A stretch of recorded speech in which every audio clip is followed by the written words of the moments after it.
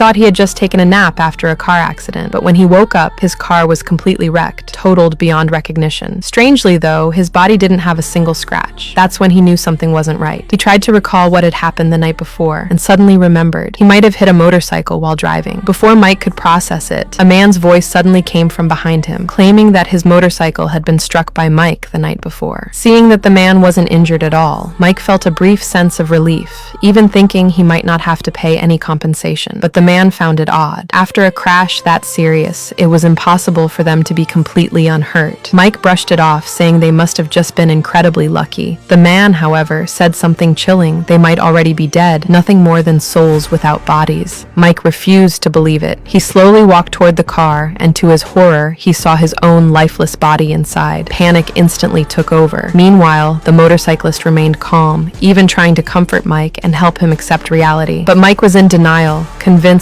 this had to be a dream. While the two argued, the sound of a car engine suddenly came from nearby. Mike rushed over, shouting for help, begging the passerby to save them. But strangely, the person acted as if he couldn't hear anything. He walked straight to the body, grabbed Mike's wallet, and left without a second glance. Mike was stunned. Could it be that the living really couldn't see them? Before he could process it, snow began to fall from the sky. John explained that in mythology, snowfall means the dead are about to ascend to heaven. Mike felt a flicker of hope, thinking he might be on his way to heaven. But John asked him a simple question. Had he ever done anything bad? Because those who had could never enter heaven, only hell. That hit Mike hard. He suddenly remembered. His wife had once died by his own hands. Fear crept in, but he hadn't meant to harm her. She had been terminally ill, and he had only wanted to end her suffering. Just then, a loud explosion rang out. Out of nowhere, a white door appeared before them. Could this be the gate to heaven? But before they could figure it out, a red door suddenly appeared behind them as well. Panic set in. Why were there two doors? Were they meant for different destinations? Mike started to panic, immediately looking up and begging for forgiveness, insisting he hadn't meant to hurt his wife. John, however, mocked him, saying Mike was definitely the one headed to hell. Then John confidently walked toward the white door. Seeing this, Mike rushed ahead and stepped through first, but nothing happened. He simply passed right through and came back out. Clearly, heaven wasn't a place you could enter just by wanting to. Then John swaggered up and walked into the white door as well, but again, nothing happened. Frustrated, he even tried running into it, but still no result. Just as they were both confused, a little girl suddenly appeared in front of them. It turned out that before being hit by Mike, John had also been riding his motorcycle and had gotten into a serious accident. The one he hit was this little girl. At that moment, Mike realized the truth. The door to heaven wasn't meant for them, it was meant for her. He gently asked where her parents were, but the girl suddenly began to cry. Annoyed, John grabbed her without hesitation and tossed her straight into the white door. Sure enough, she vanished the moment she passed through. As they stood there in silence, the white door disappeared. Now, only the red door remained. The realization hit Mike hard. He was about to go to hell. Fear crept in again, so he quietly stepped back, and when John wasn't paying attention, he kicked him straight into the red door first.